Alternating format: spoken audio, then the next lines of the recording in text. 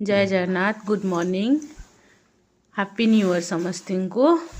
and आज आमर special हो कि घरे मो हस्बैंड का फरमाइश रे जोटा हो कि चिली मशरूम एंड ता सहित मु कुछ करी कौन पनीर रखी पनीर पकोड़ा करी तापर सेठू किछि पनीर आ मशरूम मध्य रखी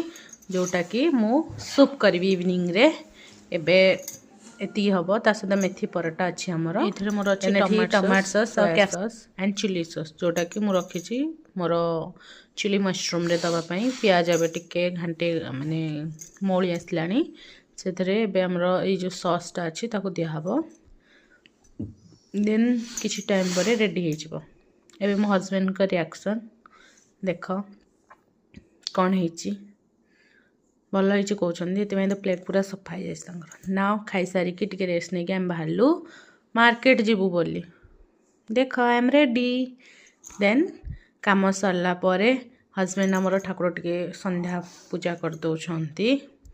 धूप दे सारे आम दी जन बाहर मार्केट देखा जाऊ कुआडे जाऊँ कुआडे भी नहीं कारण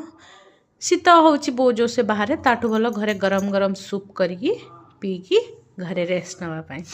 एंड सूपटा केमती है देखा जाऊ हस्बैंड को पचारिबा रेडी सूप चलो ए केमती सूप भल है